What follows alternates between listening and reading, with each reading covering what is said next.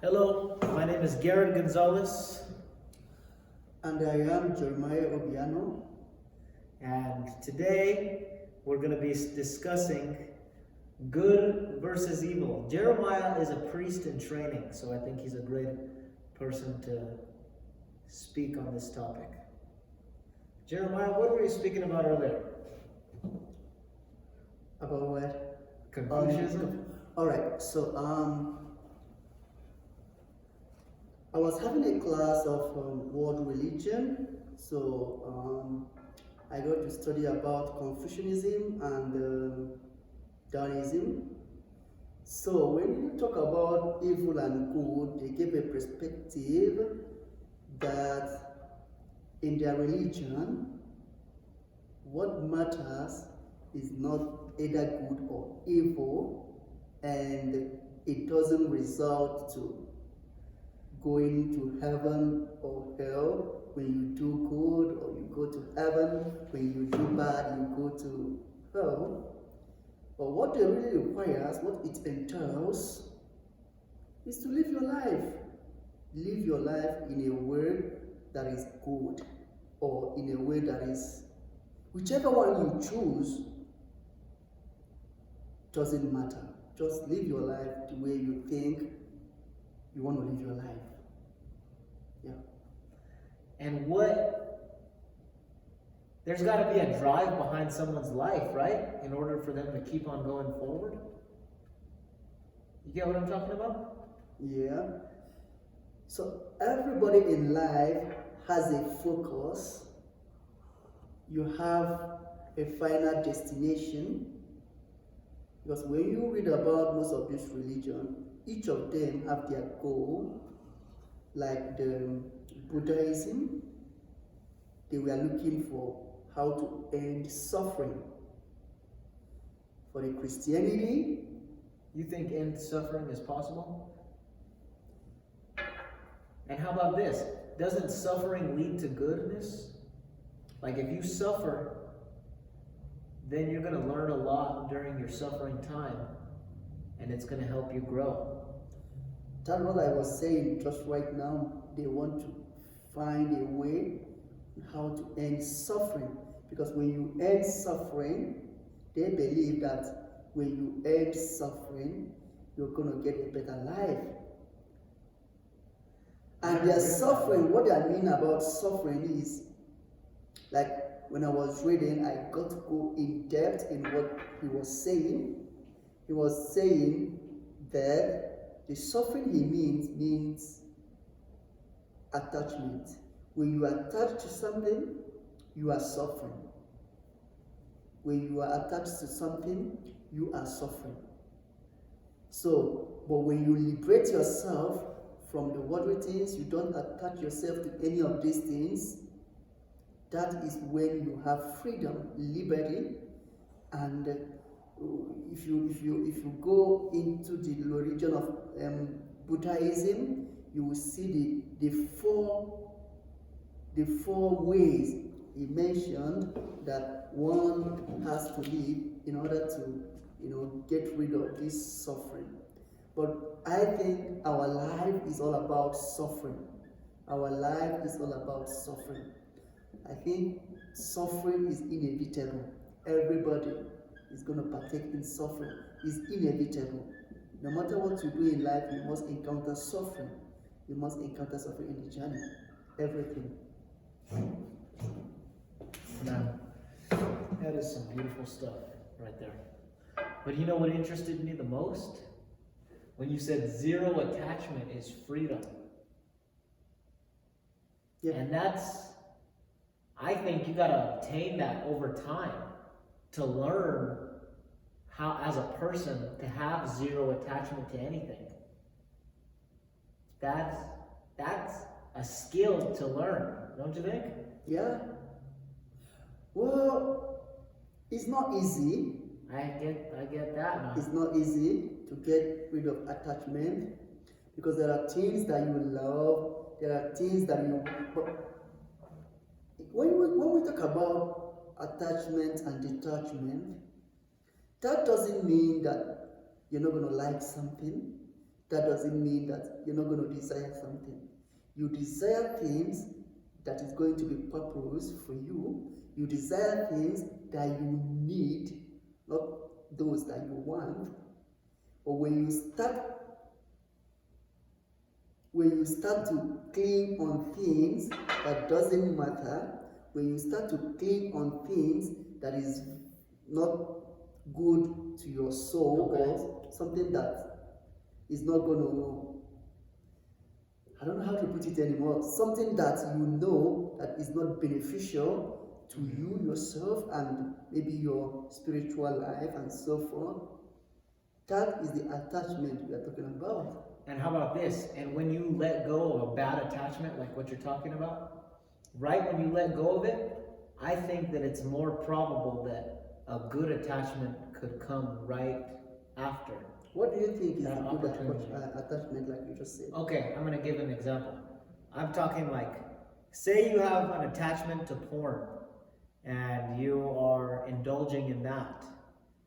Say you make the decision to do no fap and not indulge in it, not look at it, realize that it was bad for you, but you're taking the greatness in yourself to go forward, not touch it. Right then and there, that next good attachment could be going to church or going to the gym. I understand what you mean, but when you say fab, not everybody is American who's going to understand what you mean. So yeah. I want you to go in depth and tell people what fab means. I know what it means because I've been here in the States, so I know what it means. Okay. So I just want you to go into, just explain it more deeply so that use the normal word, because fab is just like a slangs, you know. Well, there's a thing called no fap in America. Mm-hmm. And it's like a group of men that don't believe in that. You get what I mean? Yeah. And that's their thing, no fap. Yeah. But basically, like porn is like a drug for your brain. And I think that it's going to be very bad for the future. Very bad. I have heard psychologists or some people said porn is good for married people. I don't know. I have heard that. Haven't you heard about I that? haven't heard that, man. I haven't heard that. But you know what? I'll say They something. said it helps them to learn the skills on how to position and so forth. I don't know. I don't know either, man, but I'll tell you something. With a woman that I used to date, one time we did that. You get what I mean? And now I'm like, no sex before marriage for me. But like before, I did that. I looked at that with her. You get what I mean? Not good. I don't know. God is good all the time, and all the time God is good. But what I'm saying, how I think porn is going to be bad for the future, let me explain now. The women are going to, because women want to attract men, right? Yeah.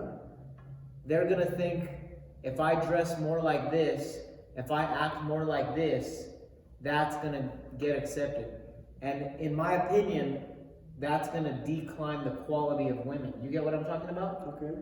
And then to the men, it's going to make them have high expectations. And what in them, if they're watching all that and doing all that, what in them is really going to get them inside of themselves? They're not doing hard work necessarily. They're not putting in quality stuff to make themselves a better man in order to attract high quality women.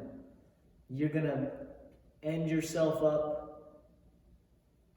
theoretically in the party scenes, sleeping around everywhere, and it's not going to be good for the future. That's what I think. Okay. What do you think that men or women should do when they have the urge? The urge. Yeah. Work out. Work out. And what else? Do you think that working Pray. out is going to take it away from them? Do something more productive. Think of all the energy from that urge, okay? You could do a puzzle, better for your brain. You could call a friend, you know? You could, okay, you have that urge. Say you do 50 push-ups, right then and there when that urge comes up. You're gonna be way more attractive to women by not doing it and doing those push-ups. I think some of these is self-discipline. Exactly. Maybe you yourself, you have reached that stage of self-discipline. But what about the younger youths? The younger ones? And me and you can be those examples. Yeah, I understand what you mean, but you don't really kind of push them or say, do this, do that. You're There saying they must gotta be- learn there- on their own? There must be a way to pass this message across to them. Like, you can't see someone who is addicted already to fapping, Okay. and you're going to tell the person when you have the urge, just do push-up. No way. Why not? Yeah, because like what I just said is just a self-discipline. It's just like someone who is addicted to a drug, Okay. and when you want to take a drug and you tell him, go and pray. That's mad. It's not, man. There must be a way to let the person, like in kind of getting along with the person, talking to I get what you're them, coming. like what is called like kind of therapy, getting along with them, talk to them, They need to tell them the recognize it. effects, tell them the harm, and you go gradually because there are youths coming up. You don't go hard on them. If you go hard on them, they're going to lose control. They're not going to come to you again, and they'll keep on doing. If you really want to help them, you really need to take it step by step. Like I said, it's a self-discipline, and for you to reach that stage, it starts somewhere. It doesn't just boom. You don't just say when you feel the urge, rush and go and pray, go and do push-up, go to the gym. When they have it, it's already registered in their head, in their brain. It works with brain. So when they have the urge, the only thing they want to get to do at that moment is to fap. No matter what you tell them, because it's already registered in their brain. They just want to fap and they feel comfortable. If they don't do that, they're not going to feel comfortable. But comfortableness is not good. You get what I'm But saying? that's it works in nervous system. I used to Your smoke a lot of marijuana. Did you just stop it? Boom! You just stopped it. Yes. No. Because I got pulled over for smoking marijuana. You were pulled over, right? Yes. And when you on the process of stopping that, did you just stop it? Boom! Like, for example, can you just say that, okay, you said you're not going to smoke again, and after 1 week you see yourself smoking? Did that happen to you? Well, get this. Did that happen to you? No, because I'm on probation and I get pee tested every month. For good. Now you are being detained in a probation where Yes. you are being watched. Yes. What if you are not being watched? Exactly. That means it's going to be hard for you. Maybe after 1 week you're going to go, oh, I'm just going to smoke one. I don't think I will. I don't think I will. Yeah, because you just said you were on probation. We are all eyes on you, and you are being checked every morning to make sure that you know that one. Yes, you can't be able But to hear make me it. on this, man. I've seen my life with marijuana, and I'm seeing my life now without marijuana. Okay, so what do you think you can? What advice can you give to the young ones who are addicted with marijuana? Since you have passed through it, you have experienced it, and now you are no more into marijuana. So, what advice can you give to the young ones who are addicted to marijuana? Okay, you're probably smoking marijuana, watching all kinds of YouTube music videos, watching rappers smoke marijuana as well. It's very hard to become Snoop Dogg. Snoop Dogg is famous for smoking marijuana.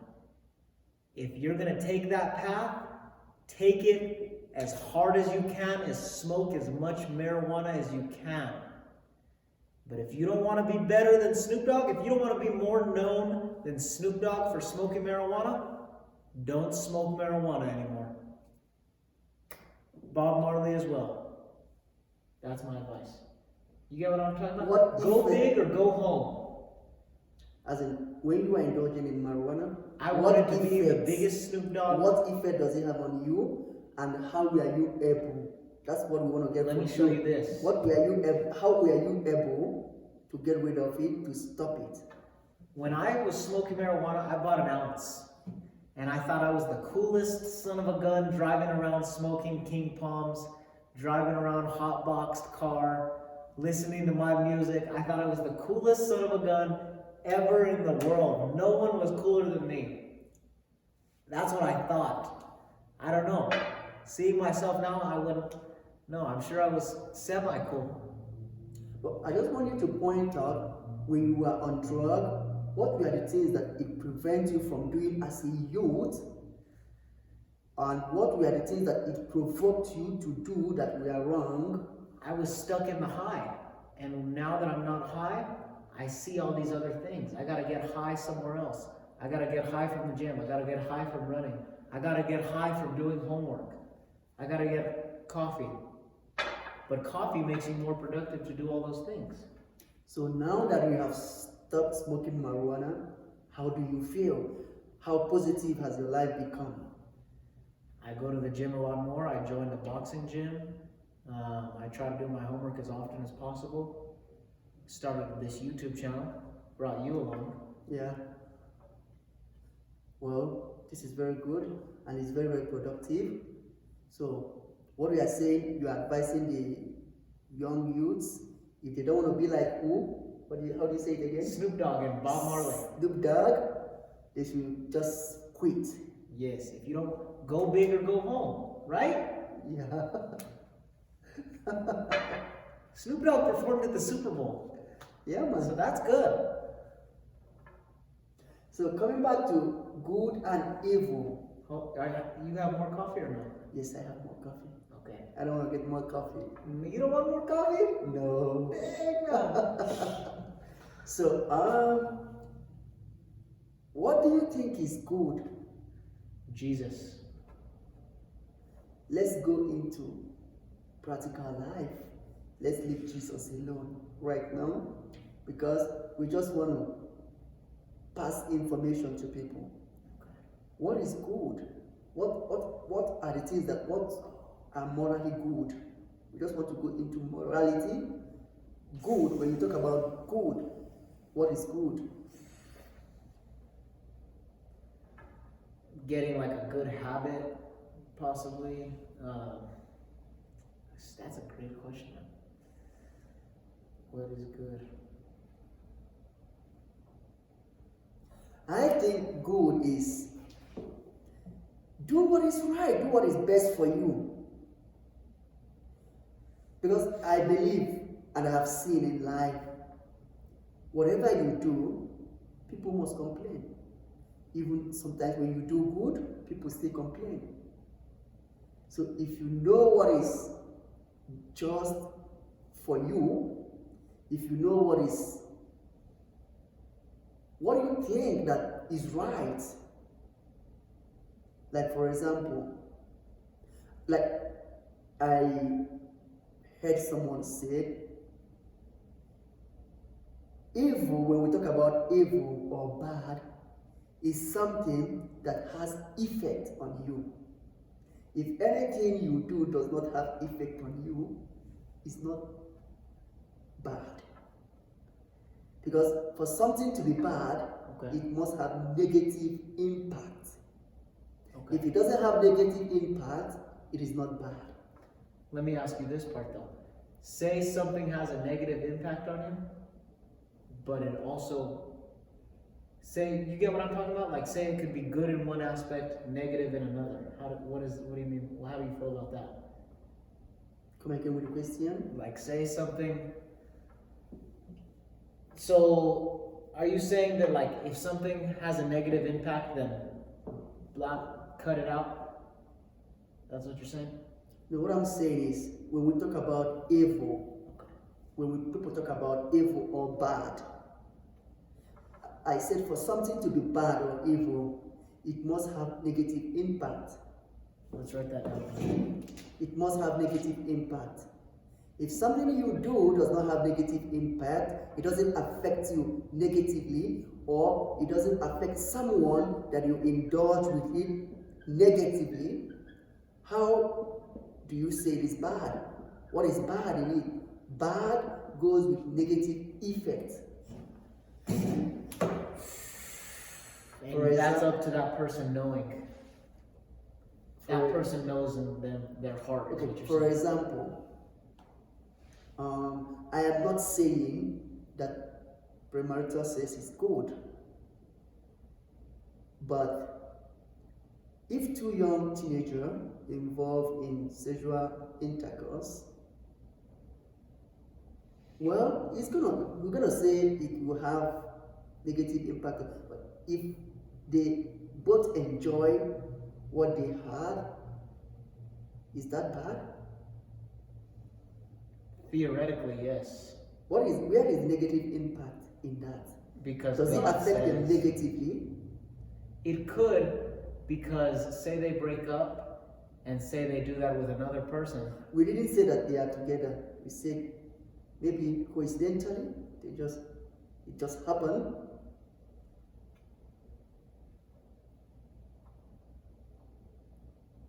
No liquor involved or anything?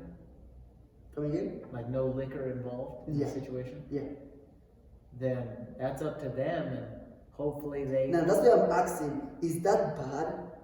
Because when we talk about bad, we talk about negative impact. It does not affect them negatively. Both of them enjoyed what they had. Nobody got hurt. Like now, when you say something is bad, you must get hurt. There must be a negative impact. So both of them, no one was hurt, no one got a negative impact, and they enjoyed what they had together. Their Is parents could that be bad hurt. or evil? Their parents could be hurt by it, and their future children could be hurt by it. They could be made fun of at school, and they could be called bastards at school. Because you know what a bastard is, right? Yeah. It's a child of parents that had sex before marriage. Does that count for anything? My dad is a bastard. Can you So stand? I'm a son of a bastard. Can you stand in front of your dad and call him a bastard? No. I haven't done that, no. You will never do that. I don't think I would, no. And if anyone do that, you're going to find the person. Yeah, I am. So good or evil, I think, and maybe that should be the morality that people should know, that good is something that is, I don't know how to put it, maybe something that is, will I say, acceptable to everyone. Acceptable to everyone. That's beautiful, man. That's Something that is acceptable to everyone. But believe me, not everybody is going to accept everything that you say that is good. it's tough. Yeah, not everybody is going to accept that. But then anything is possible with God. So it's possible to get accepted by everyone theoretically. You think so? If all things are possible with God, then yes. Yeah, okay.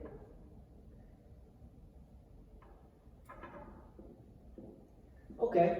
Like this could probably be acceptable to everyone. A puppy, a German Shepherd puppy. A man saying, "That's a cute dog." That statement is probably acceptable to everyone, don't you think? I don't think it depends. Because think about it, it's pleasing to the eye. Mm-hmm. But then you can say, I don't want to indulge in anything pleasing to the eye, Okay. so it's not acceptable to me. You get what I'm talking about? Yeah. Oh my God. So That's a tough one. just like this cup of tea is white, there are people who is going to tell you that this is not white. What color is this? It's white, but then people will be like, you know what? That's like a very off-white beige. So people have their own perspective. Somebody's going to say this is not white. So that's why I'm telling you that not everybody's going to agree with what you're saying. People weren't even accepting of Jesus. Okay. Yeah. Just for example, now, most of the Christians, we are all Christians, but most of Christians, they don't believe that Jesus is God. And they call themselves Christians? Yeah. And they say that Jesus is Son of God, but they don't believe that Jesus is God Himself. Is the Trinity only Catholicism? Come again? Is the Trinity is it only in Catholicism? No. It's Christianity as well? Yes. Okay. But some people, they don't believe that Jesus is God. They only say that Jesus is the Son of God. Yeah. Even when you give them some instances where it is well written verbatim in the Bible, give them the quotation still, you're going to say that Jesus is the Son of God. He is the Son of God, but He is co-equal with the Father. So He is God. I hear you. Yeah, He is God. And then what? And then what? Like, they call, I don't know. Do you believe that Jesus is I God? believe Jesus is God. Okay. You? Yeah. It's hard to believe that most Muslims, most of the Muslim friends I have, they believe that Jesus is God. But we Christians, we don't believe. It's hard to believe that. Yes. Well, there is good If Muslims. someone could say, a Muslim once told me that Jesus is Lord, that means he believed that Jesus is God. You want to? I need some more coffee now. Like, serious? Go get coffee, man. I am. So, So what am I going to be doing? you want to take a commercial break? Yeah. I'm going to pause it.